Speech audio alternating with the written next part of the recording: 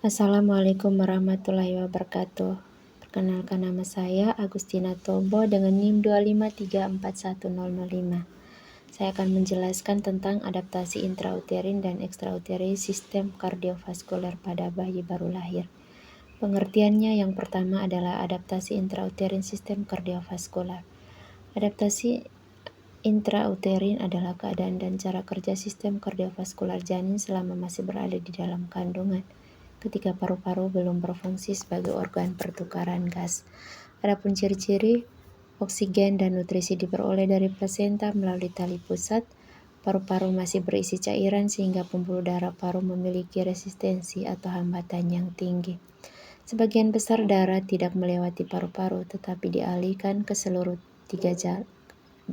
melalui 3 jalur khusus atau janin, yakni yang pertama ductus venosus mengalirkan darah dari vena umbilicalis ke vena cava inferior. Kemudian foramen ovale menghubungkan atrium kanan dan atrium kiri.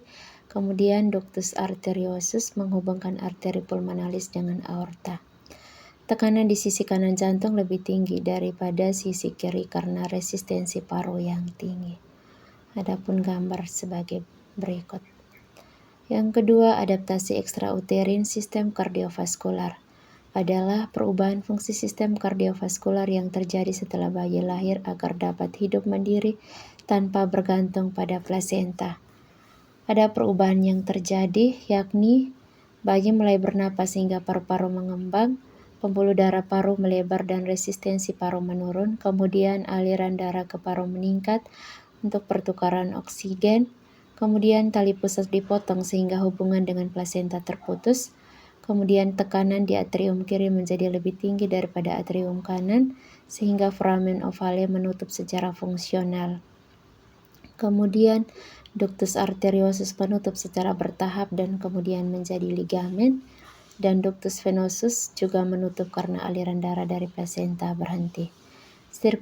Sirkulasi darah berubah menjadi seperti orang dewasa, di mana darah miskin oksigen mengalir ke paru-paru dan darah kaya oksigen dipompa ke seluruh tubuh. Ada juga gambarnya sebagai berikut. Kesimpulannya bahwa adaptasi intrauterin adalah kondisi sirkulasi darah janin yang bergantung pada plasenta dan menggunakan 3 zon atau ductus venosus, foramen ovale, dan ductus arteriosus untuk melewati paru-paru yang belum berfungsi. Dan juga adaptasi ekstrauterin adalah proses penyesuaian setelah lahir ditandai dengan mulai berfungsinya paru-paru, terputusnya hubungan dengan plasenta, penutupan zat janin, dan terbentuknya sirkulasi darah normal seperti pada orang dewasa. Sekian dan terima kasih.